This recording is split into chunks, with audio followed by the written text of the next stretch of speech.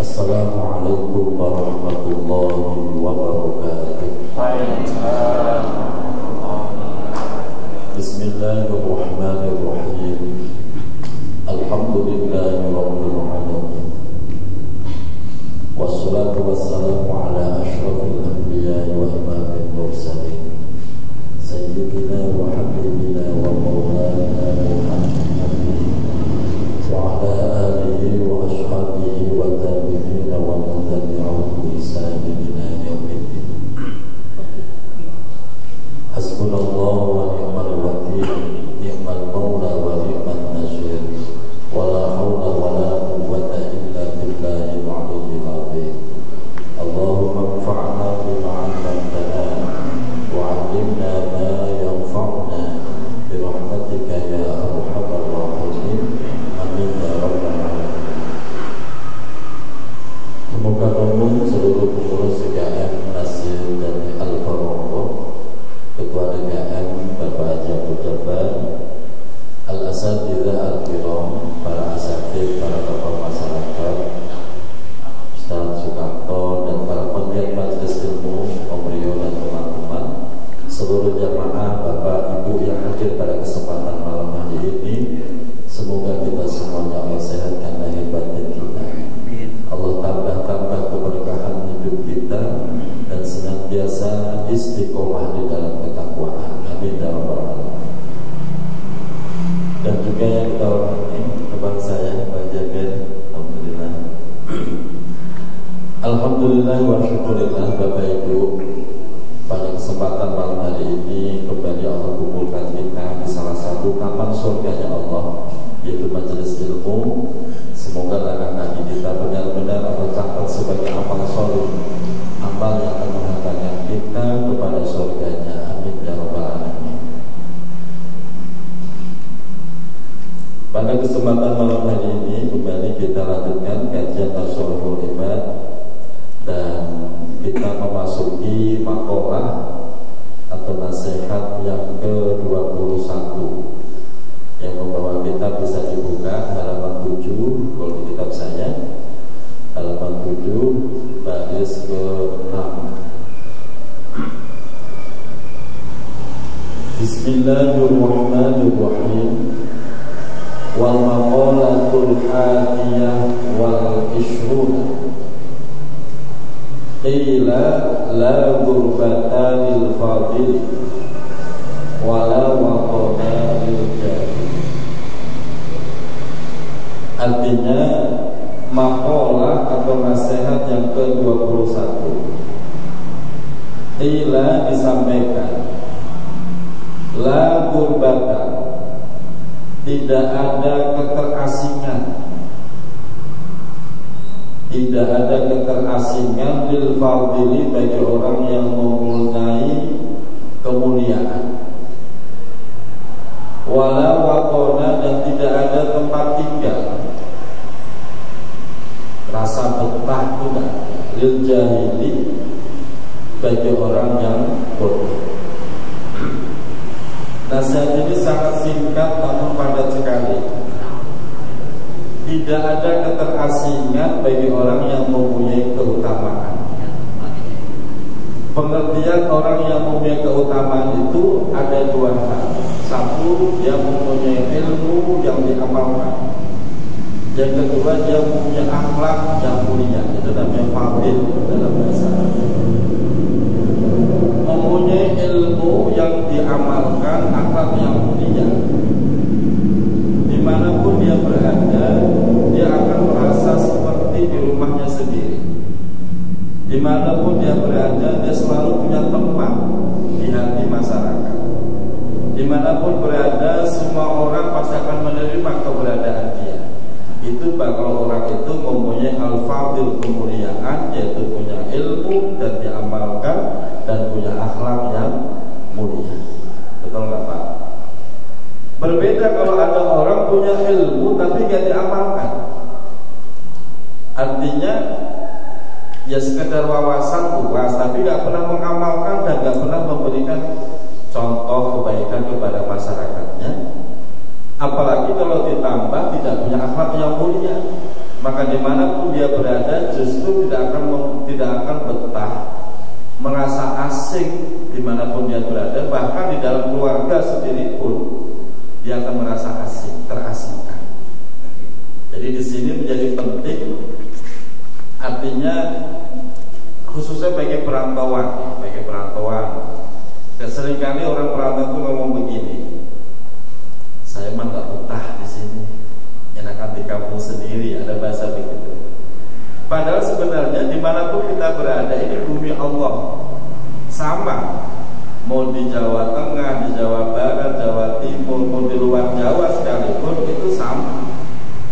Itu adalah bumi Allah. Kalau kita menempatkan diri dengan baik, kita punya ilmu walaupun sedikit diamalkan, kita punya akhlak, kita jaga betul akhlak kita, maka bapak, ibu dimanapun berada akan merasa di kampung sendiri banyak teman, banyak saudara. Betul. Ini kan banyak yang perantauan nih. Pak Roy perantauan ya? Baru sudah. Anjakan perantauan. Tapi sebaliknya, walaupun bukan perantauan, tapi kok ilmu nggak punya, ilmu nggak punya, akhlak nggak ada. Bapak itu tersingkir walaupun di kampung sendiri, tersingkir. Itu sudah menjadi sunatullah, seleksi alam namanya, seleksi alam. Apalagi kalau ada orang sok-sokan biar dianggap orang alim, sok-sokan dianggap orang alim, itu gak akan tahan lama, Pak. Walaupun dia kemana-mana tampilannya seperti ulama besar, tapi kalau maka ilmuannya gak ada, itu gak akan tahan lama. Paling seminggu 2 minggu kelar. Kenapa? Karena gak asli dari dalam hatinya. Makanya di sini siapapun kita, dimanapun kita, asal menjunjung ilmu yang kita miliki, diamalkan, menjunjung akhlak yang mulia, maka bapak ibu dimanapun akan merasa betah, banyak teman, banyak saudara. Tidak hanya bertempat di tempat itu, tapi mendapatkan tempat di hati orang lain. Bapak kalau pamannya kok nggak dihormati, nggak dihati atau nggak punya tempat di hati masyarakat, saya yakin bapak akan betah di dalam situ. Pindah kampung, ya kita pindah-pindahan nggak jelas. Maka di sini ini yang menjadi konsep. La qurbata lil fadili, nggak ada keterasingan bagi orang yang punya kemuliaan. Dimanapun dia berada, dia selalu bisa beradaptasi. Dimanapun dia berada, selalu memberikan kebaikan. Sehingga kalau digambarkan Pak dalam filosofisnya itu diibaratkan seperti lebah. Bu, kenal lebah kan? Lebah itu kalau seandainya dia harus mengambil madu, sari madu dari bunga, dia nggak akan merusak bunganya. Dan lebah itu sangat membantu proses dari bunga itu sendiri. Dan lebah itu selalu memberikan kebaikan. Madunya dimanfaatkan untuk orang banyak, sehingga dia tidak akan merusak, mengganggu, apalagi memberikan mudarat, tidak. Kecuali kalau lebah itu diganggu. Kalau bapak ganggu yang terjadi apa? Sengat. Iya, ya pasti disengat. Ya itu reaksi alaminya. Asal tadi ganggu ya sama-sama baik, sama-sama aman. Ya. Jadi dimanapun dia menginjakkan kaki, disitulah langit dijunjung. Jangan juga sebaliknya merasa alim, merasa ilmunya banyak, merasa dihargai orang banyak, dia lupa daratan. Jadi sok-sokan malah ngicek-ngicek orang yang menjadi kaum asli ya. Ini penting sekali. Selanjutnya wala watona lil jahil. Wala watona, dan tidak ada tempat tinggal lil jahili bagi orang yang bodoh. Bodoh artinya apa? Dia punya ilmu tapi nggak diamalkan, atau memang dia benar-benar nggak punya ilmu. Dan yang kedua, pengertian bodoh itu orang yang tidak mempunyai akhlak. Orang seperti itu nggak akan punya tempat tinggal. Bahkan dalam keluarga sekalipun akan tersisihkan. Makanya umpamanya kok harus menjadi orang pondok, usahakan tetap punya akhlak yang mulia. Karena al-adabu fawqal ilmi, adab itu lebih tinggi derajatnya daripada ilmu. Adab itu lebih diutamakan daripada ilmu. Ini menjadi sebuah kaidah, Pak. Alim kayak apa tapi gak punya adab, gak ada artinya, Pak. Bodoh luar biasa tapi gak punya adab, ya kebangetan ya. Nah, jadi paling tidak begini, saatnya kita gak bisa alim, adab kita itu kita muliakan, kita jaga betul. Itu tetap terhormat. Terhormat tidak hanya di hadapan manusia, tapi di hadapan Allah Subhanahu wa ta'ala. Maka adab itu nomor satu. Adab itu lebih digaulkan daripada ilmu. Inilah alasannya kenapa Rasulullah SAW diutus itu tugas utamanya liutammima makarimal akhlak, untuk menyempurnakan akhlak. Dan Bapak Ibu harus tahu, dalam sejarah Rasulullah itu diutus ke Makkah. Kenapa sih kok di Makkah, kok nggak di Indonesia gitu ya? Kenapa Nabi Muhammad kok diutus di Makkah, kok nggak di Indonesia? Ternyata dari beberapa penelitian ada yang mengatakan Makkah itu adalah orang yang punya kebudayaan yang sangat jahiliyah. Dibandingkan negara lain, paling jahiliyah itu Makkah, Arab.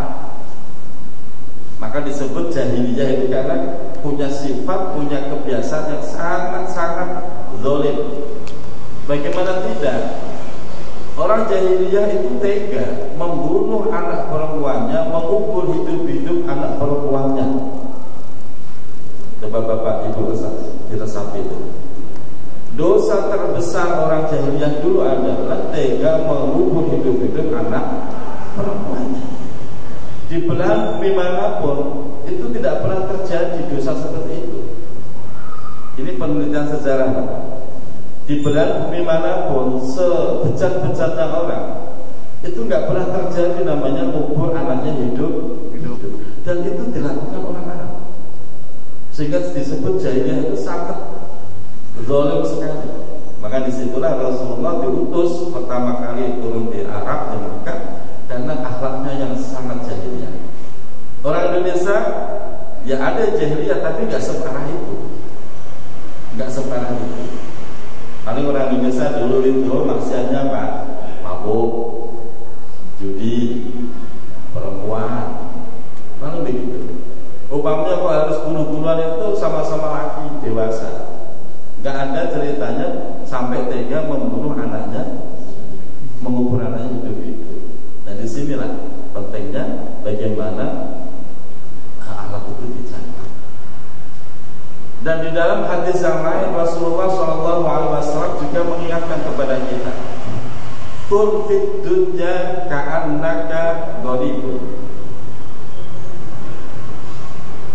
Jadilah engkau di dunia ini seperti orang asing. Walaupun tadi disebutkan orang yang punya ilmu, punya akhlak akan merasa nyaman, tidak terasingkan, tapi di satu sisi Rasulullah berpesan, jadilah kalian hidup di dunia ini seperti orang asing, orang perantauan.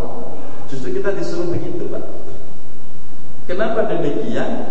Karena ketika kita merasa menjadi orang asing, menjadi perantauan, itu sangat akan melakukan tindakan yang sangat hati-hati. Bapak mungkin belum bisa ngerasain karena belum pernah merantau jadi orang asing. Kalau yang udah pernah nih Pak, udah pernah merantau, katanya sih orang Betawi gak pernah merantau sih ya. Betul betul. Merantau itu ujung-ujungnya balik lagi ke kampungnya, katanya begitu. Kalau orang Jawa, orang Padang itu ahli merantau. Begini Pak, ketika kita merasa menjadi gharib, orang asing, atau merasa menjadi perantauan, yang dilakukan adalah berusaha untuk hati-hati. Dalam apa? Dalam segala hal. Dalam pergaulan, dijaga betul, jangan sampai kita nyakitin hati orang lain. Kenapa? Karena kita merasa asing, merasa sendirian. maka dia akan jaga betul itu perasaan orang lain. Sehingga orang perantauan, orang asing itu akan lebih senang mencari teman daripada mencari lawan. Berbeda halnya kalau merasa pribumi, merasa pribumi, merasa ini daerah gua, merasa ini milik gua. Kalau ada bahasa begitu tuh Pak, itu yang muncul itu nanti kalau nggak hati-hati sifat arogan, karena merasa ini punya gua, ini daerah gua. Padahal sebenarnya kan hakikatnya ini semua bumi milik Allah. Sehingga Rasulullah ngajarin begitu. Dan yang kedua, orang itu disuruh Rasulullah untuk merasa asing. Kenapa? Karena orang itu kalau dalam perasingan, dalam perantauan, kasih sayangnya itu lebih hebat. Saya kasih contoh. Umpamanya nih, Om Rio sama Bang Jaber, kalau ketemu di Ratu Jaya, pasti biasa-biasa saja. Karena memang tinggal di Ratu Jaya dan sering ketemu. Akan berbeda rasanya kalau tiba-tiba Om Rio yang merantau umpamanya, yang merantau itu pergi berangkat umroh di Mekah. Tiba-tiba di sana ketemu Bang Jaber, apa yang terjadi? Pelukan. Berpelukan ya? Masya Allah, Bang Jaber di sini. Oh, saya udah dari kemarin. Masya Allah, kita ketemu di sini. Kasih sayang itu tumbuh, betul. Nah kalau ketemu di Ratu Jaya kira-kira pelukan nggak? Lebaran doang. Kalau pelukan enggak kan? Kenapa demikian? Karena merasa di kampung sendiri, betul. Tapi kalau kita merasa asing di kampung orang, merasa jadi perantauan, kok ketemu ya Allah, menjaga di sini. Padahal kemarin di Ratu Jaya nggak pernah namanya pelukan. Ini pentingnya merasa jadi orang asing. Biar apa? Tumbuh kasih sayang itu tambah bagus, tambah sayang. Bahkan nih Pak, umpamanya nih, Om Rio merantau ke Kalimantan. Ternyata nyasar masuk hutan. Gak ketemu siapa-siapa berhari-hari. Tahu-tahu ketemu lagi Bang Jaber. Umpamanya begitu. Itu reaksinya pasti luar biasa. Luar biasa. Atau ketemu orang yang tinggal di Cibinong. Begitu ketemu, kamu mana? Saya Ratu Jaya. Kamu Cibinong. Ya Allah, kita mau tetanggaan. Padahal sini sampai Cibinong berapa kilo? Umpamanya ketemunya nggak di Kalimantan, nggak di tengah hutan, ketemunya di stasiun sini. Kira-kira ngomong tetanggaan nggak? Jangan kan begitu Pak. Ini orang yang jamaah merasa pernah umroh, pernah haji Pak. Kita punya kenalan orang Indonesia Pak. Orang Indonesia itu ketara banget Pak. Kalau di Mekah ketara banget orang Indonesia. Ketaranya apa? Ada pendek, ada pesek orang Indonesia. Sampai sana kita kenal. Kalau sudah ketemu orang Indonesia rasanya itu nyaman, ketemu saudara ya. Merasa begitu. Kalau ditanya kamu orang mana? Saya Ratu Jaya. Bapak orang mana? Saya orang Cirebon. Ya Allah, kita mata tanggaan sama-sama Jawa Barat. Padahal jauh banget itu. Antara Ratu Jaya dengan Cirebon butuh 4 jam. Tapi karena ketemunya di Mekah, merasa tetanggaan sama-sama Jawa. Ya coba kalau ketemunya nggak di Mekah, pasti beda. Nah makanya di sini kata Rasulullah, kun fid dunya ka'annaka gharibun. Jadilah kau hidup di dunia seperti orang asing, sehingga kamu akan hati-hati betul dalam menjalani kehidupan dan pergaulan itu. Lanjutan hadis Rasulullah, au abiru sabilin, atau kamu hidup di dunia seperti abiru sabilin, orang yang sedang menyeberangi jalan, pelintas jalan. Kita bisa tahu dong, kalau kita mau nyebrang jalan Pak, di mana jalan itu lalu lintasnya sangat padat, Bapak sambil nyebrang sambil main handphone, atau Bapak hati-hati sekali? Paling tidak nolehnya berapa kali? 2 kali. Sebelum nyebrang, paling tidak nolehnya berapa? Kadang nggak cukup sekali loh Pak, mulai kanan kiri, noleh lagi kanan kiri. Itu bukti kehati-hatian kita. Kalau kita kehati-hati, ya resikonya besar, tertabrak, keserempet dan segala macamnya. Nah itu diinginkan Rasulullah. Kita itu hidup di dunia jadilah seperti itu, sedang menyeberangi sebuah jalan dengan lalu lintas yang padat dan berbagai macam kendaraan dan orang yang berbeda-beda karakternya. Kalau kita nggak hati-hati, yang terjadi ya pasti ya berantem, ya akhirnya ya saling lengki dan seterusnya. Makanya di sini kalau kita merasa diri kita ini pelintas jalan, nyebrang jalan, maka hati-hatilah. Menyeberang jalan terus sambil main handphone, sambil main maunya makan kacang, ya resiko tertabrak. Makanya kita harus hati-hati betul. Kita ini sedang melintasi jalan, nyebrang jalan, menuju kemana? Menuju rumah. Rumah kita itu di mana? Kampung kita itu di akhirat. Itulah tujuan kita. Tujuan kita mana Pak? Akhirat. Kita ini sedang berjalan di sebuah jalan yang sangat padat lalu lintas untuk menuju kampung kita, yaitu akhirat, negeri akhirat. Kalau bapak ibu kita nggak hati-hati ya, nyampe mah nyampe, cuman mungkin udah babak belur gitu ya. Nyampe mah nyampe. Makanya di sini yang orang yang paham betul bagaimana biar selamat sampai ke negerinya, yaitu kampung akhirat, biar selamat, syukur-syukur ada lebihnya sama bekal yang banyak, maka dia akan hati-hati betul dalam menjalani kehidupan ini. Karena kehidupan ini sangat susah, sangat sulit Pak. Bukan masalah sulit dari duitnya, justru sulit membelanjakan duit. Kalau nggak hati-hati, luar biasa, kita sering jatuh dalam kekaroman, dan itu akan membahayakan perjalanan kita menuju kampung akhirat. Kita itu aslinya penduduk dunia atau penduduk akhirat? Bu, ibu itu aslinya penduduk dunia atau penduduk akhirat? Pak, bapak ini aslinya penduduk mana? Dunia atau akhirat? Akhirat. Kita itu aslinya penduduk akhirat, aslinya. Sehingga maka betul sekali kalau kita sekarang masih di dunia ini sedang berjalan pulang kampung. Pulang kampung, kampungnya di mana? Di akhirat. Maka semua orang itu akan kembali ke kampung, ke akhirat. Ada yang perjalanannya itu mulus sampai ke akhirat, masuk surga. Ada yang perjalanannya itu susah, banyak rintangan, ujung-ujungnya bukan masuk surga, malah masuk. Makanya jadilah kita ini seperti orang menyeberang jalan, biar hidup kita semakin hati-hati, semakin hati-hati. Caranya bagaimana? Ilmu yang sudah kita dapatkan diamalkan dan jaga betul akhlak kita.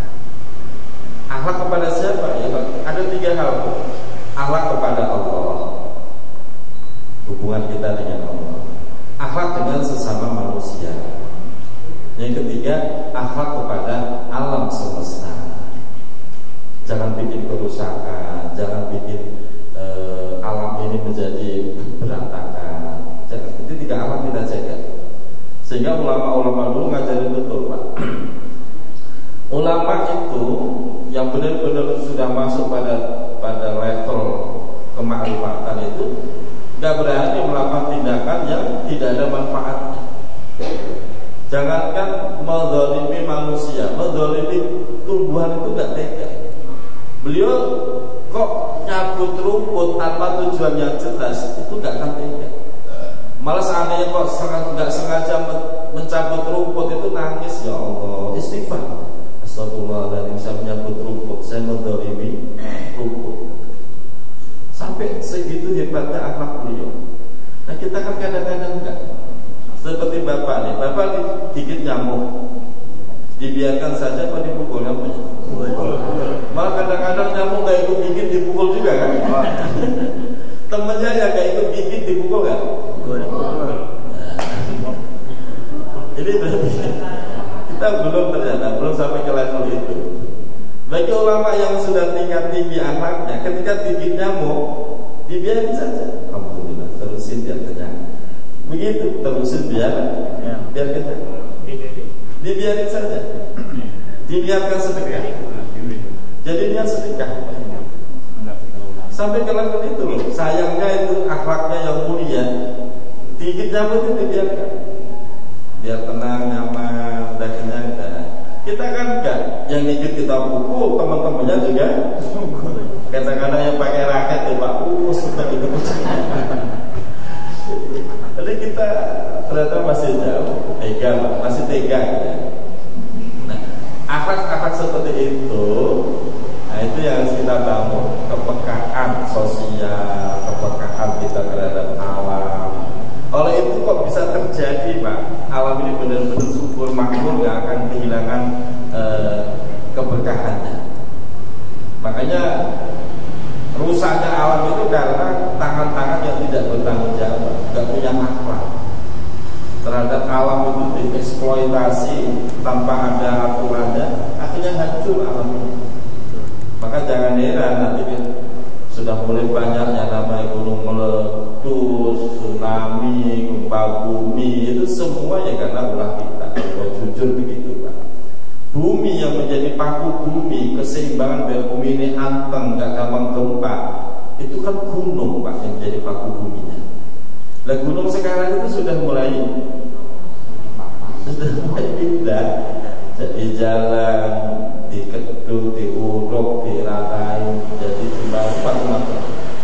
Sudah pada habis lama-lama gunung. Nah, kalau gunung udah habis, paku buminya udah nggak ada, ya bumi akan terus mengalami kegoncangan, gempa buminya, dan itu puncaknya terjadi namanya kiamat. Alhamdulillah.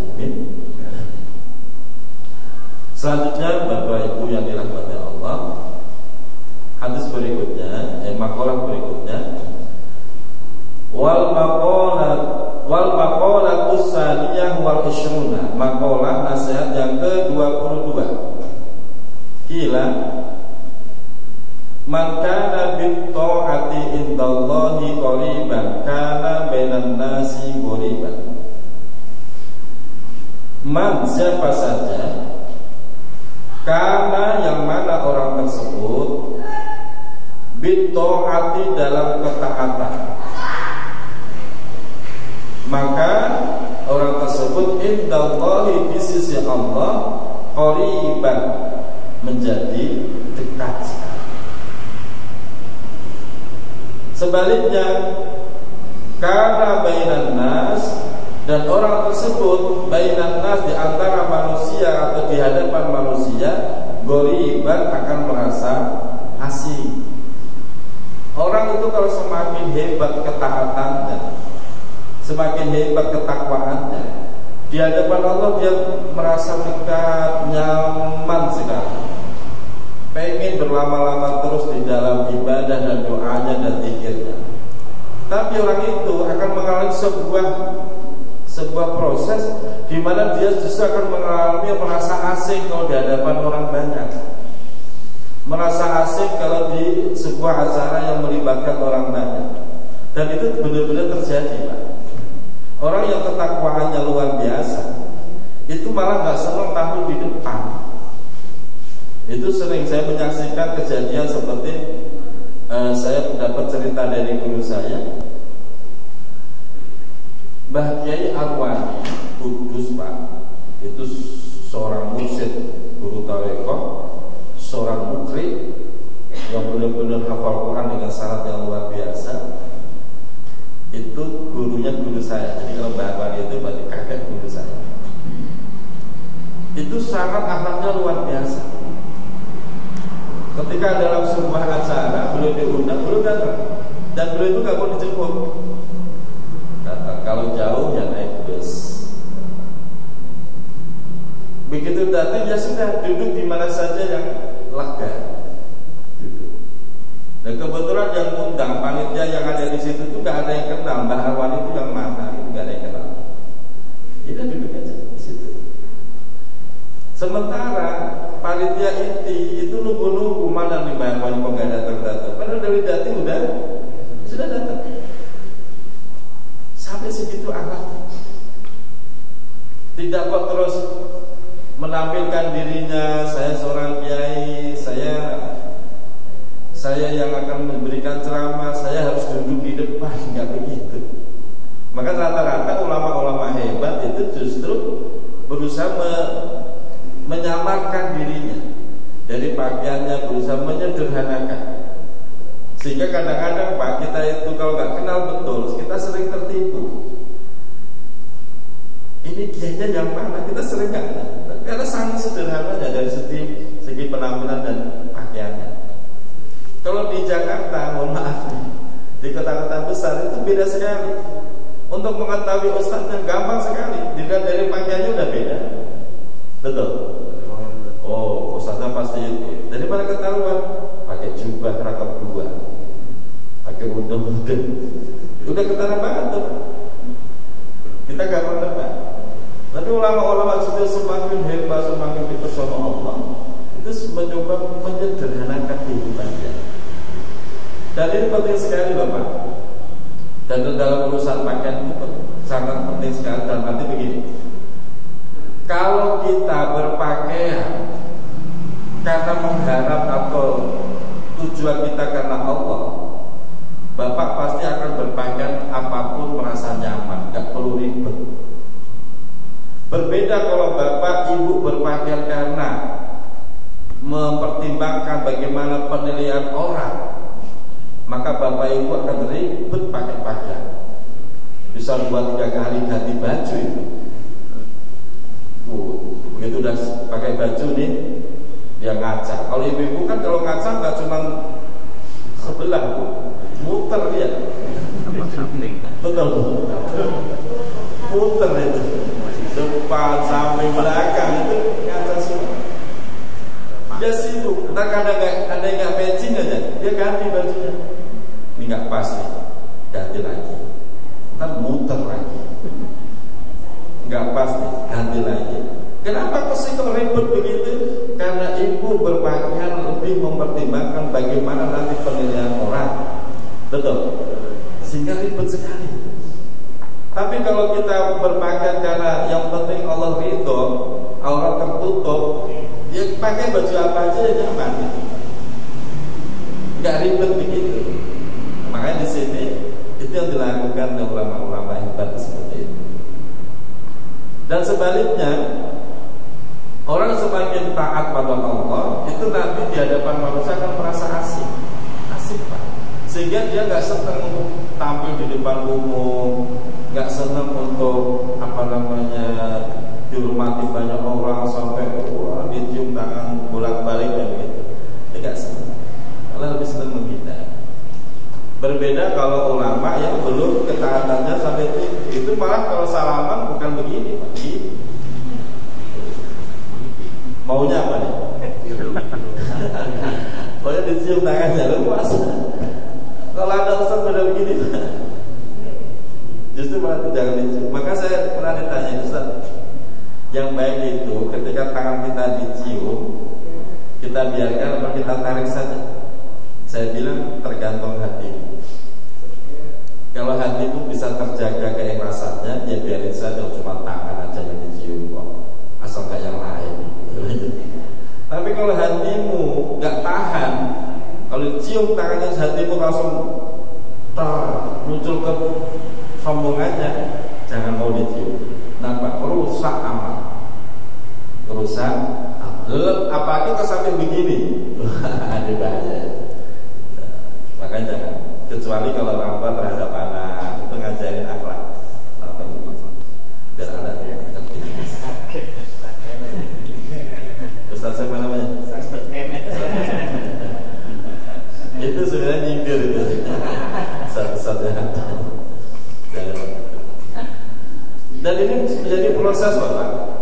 Semakin kita berusaha untuk taat, semakin kita akan merasa asing, apalagi di dalam kehidupan atau kebiasaan yang buruk. Contoh, umpamanya nih Bapak dulu hobi sekali namanya nyawer. Ada matanya. Umpamanya. Tapi kalau Bapak sudah mulai proses taat, nanti bapak malu sendiri nyawer. Otomatis nanti akan malu sendiri. Udah gak pantas. Tidak hanya merasa malu, malah merasa akan kesal. Ngapain gue nyawer, mending masukin kas masjid. Muncul pikiran seperti itu, Pak. Kalau kemarin belum nyadar, pokoknya nyawer aja. Dimanapun ada dalam, ya ada dia. Belum terpikir, mending dikasihkan masjid. Belum terpikir. Itu akan otomatis, Pak. Nah itu, semakin gak tertarik. Maka saya punya jamaah itu, dulu hobinya itu adu ayam. Adu ayam. Itu beliau itu cerita sebelum pas masih seperti itu. Seminggu itu habis namanya duit 30 juta buat taruhan. Seminggu buat taruhan adu ayam. Gak terpikir namanya sayang, duit itu sayang buat begitu, gak terpikir. Yang ada pokoknya seneng aja. Dan sekarang saya pancing, masih kepengen gak? Enggak, sama sekali udah gak kepengen. Itu otomatis. Jadi semakin kita berusaha bertahan, maka kita akan merasa asing dengan dunia seperti itu. Dan itu akan dirasakan betul. Makanya untuk menjadi menjadi terhindar dari kemaksiatan, Bapak nggak perlu harus membenci maksiatnya, asal taat ditingkatkan, otomatis itu akan muncul sendiri, Mas. Perasaan benci dengan kemaksiatan, benci dengan tindakan seperti itu akan muncul dengan sendiri. Berbeda kalau begini, Pak. Ini orang lagi maksiat nih, Bapak obrak-abrik itu orang, itu dia malah makin cinta dengan maksiatnya. Percaya nggak, Pak? Ini orang lagi maksiat, dia lagi judi, terus Bapak udah tahu, Pak, obrak-abrik itu tempat judi. Kira-kira dia akan tobat gak dia cuci? Enggak, Pak.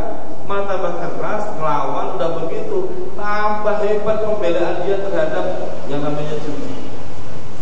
Tambah pembelaannya itu, mati-matian, Pak. Tapi kalau kita sentuh hatinya, kita doakan dia, otomatis dia tergerak hatinya untuk lebih baik, nanti judi akan ditinggalkan dengan sendirinya. Jadi disebut qoriban benatas. Makanya di sini Bapak Ibu siapapun kita doakan. Yang baik kita doakan makin baik. Yang belum baik kita doakan Allah menemukan kebaikan. Ya, jangan sampai kita mencaci siapapun, jangan. Mencaci itu tidak boleh. Apapun latar belakang, apapun alasannya nggak boleh namanya mencaci, menghina, menghujat itu nggak boleh. Sampai-sampai di dalam Al-Quran, Pak, menghina atau mencaci non-muslim itu nggak boleh. Bahkan menghina Tuhannya non-muslim itu nggak boleh. Umpamanya ada orang nyembah berhala, Bapak hina itu berhalanya, itu nggak boleh. Nggak boleh itu sampai dosa, Pak. Dan yang ngomong begitu bukan ulama, langsung Al-Quran. Wala tasubbul ladzina yad'una min dunillah fayasubbullaha adwan bighairi ilm. Janganlah kalian mencaci maki Tuhan mereka. Waktu itu pada nyembah berhala kan, jangan kau caci maki berhalanya. Yang nyembah api jangan kau caci maki api. Intinya Tuhannya jangan kau caci maki. Kenapa? Begitu Bapak mencaci maki Tuhannya, hakikatnya Bapak telah menghina Allah. Bisa dipahami ya, Pak? Hakikatnya Bapak telah menghina. Apa urusannya? Ya nggak paham kan begitu. Kita menghina Tuhannya, mau Tuhannya salah ya boleh kita hina. Justru Bapak tindakan seperti itu menghina Allah. Maka di situ ayat lanjutannya, fayasubbullaha adwan bighairi ilmin. Begitu kita mencaci maki Tuhan mereka, mereka akan membalasnya. Mereka akan membalas apa diri saja? Membalas, yang dibalas siapa? Tuhan kita akan dicaci oleh mereka. Betul? Kita mencaci Tuhan mereka, dia akan membalas mencaci Tuhan kita. Kita menghina Tuhan mereka, dia akan menghina Tuhan kita. Itu namanya hakikatnya kita menghina Allah. Maka Akhlak Al-Quran itu sampai segitu hebatnya. Kalau mau dakwah silakan dakwah, tapi jangan menghina, jangan mencaci. Begitu Bapak menghina Tuhannya, itu orang gak bakal kesentuh hatinya. Justru dia akan mati-matian membela Tuhannya. Begitu Bapak menghina Tuhannya, dia juga akan begitu keras menghina Tuhan kita. Allah yang gak ikut campur, gak pernah menghina, jadi dihina, dicaci maki oleh mereka. Gara-gara apa? Gara-gara kita yang menghina Tuhan. Sampai segitu level akhlak Al-Quran Tuhan. Makanya aneh kalau ada orang tiba-tiba kita dakwah, kita hancurkan. Apanya dihancurkan? Bukan begitu akhlak Al-Quran. Sampai menghina Tuhan berhala juga boleh. Dakwah silakan, tapi jangan kalau menghina, dia akan menyerang kita. Kalau diserang kita memang gak masalah, tapi Islam akan diserang, akan dicaci maki, Tuhannya akan caci maki. Kan kasihan Allah jadi. Allah jadi jelek di mata mereka kira-kira perbuatan kita. Nah, itu penting dipahami bagaimana kita berakhlak Al-Quran. Selanjutnya, makalah yang ke-23 kila diriwayatkan disampaikan. Harakatut ta'ati dalilul ma'rifah. Harakatut ta'ati, pergerakan dari ketaatan seseorang. Dalilul ma'rifah itu tanda kemakrifatannya. Ma'rifat itu apa? Tanda bahwa dia semakin mengenal Allah. Kama anna harakatal jismi, sebagaimana pergerakan jisim jasad kita, dalilul al hayat, itu sebagai tanda bukti bahwa kita masih hidup. Orang Islam aktif menciarkan agama Islam, aktif dengan kegiatan keagamaannya, aktif dengan aktivitas yang benar-benar mendidik. Itu bukti orang seperti itu berarti dia sudah mulai makrifat, semakin mengenal Allah Subhanahu wa ta'ala. Sebaliknya kalau ada orang Islam, ngaku Islam, tapi gak pernah aktif, diem saja. Orang lagi bikin pengajian, dia diem. Orang pada rame-rame iuran infak untuk pengajian, dia diem. Gak ada pergerakan sama sekali. Orang itu bisa dipastikan belum mengenal Allah. Itu seperti pergerakan anggota tubuh kita. Bapak bisa bergerak, itu bukti berarti Bapak masih hidup. Betul. Orang hidup kok gak ada gerakan apapun. Kerja enggak, ibadah enggak, cuman makan ya, seperti mau makan ya, terus gak ngapa-ngapain coba. Itu kan kehidupan macam apa seperti itu. Makanya kegiatan dimanapun, asal itu kebaikan, kita dukung. Kita harus bisa aktif di dalamnya dan kita harus bisa mengambil bagian kita, mengambil bagian kita, bagian kebaikan itu sebagai bukti bahwa kita semakin mengenal Allah. Jangan pasif, aktif. Sampaikan ide-ide yang bagus untuk syiar Islam. Seperti ada pengajian malam ini, terus pengajian lagi malam Minggu, ada pengajian malam Selasa, ada pengajian di mana kita aktif di dalamnya. Kita cinta sama Allah. Lalu diem aja itu Bapak kerja berangkat pulang, terus itu tidur. Besok begitu lagi ya. Kehidupan begitu itu membosankan harusnya. Membosankan. Kehidupan itu yang dinamis, aktif sana, aktif sini, di masjid aktif, di musola aktif, malam Senin, malam Kamis aktif, malam apa. Dan itu justru tanda bahwa kita makrifat. Semoga pergerakan dakwah ini diridhai oleh Allah Subhanahu wa ta'ala. Amin ya rabbal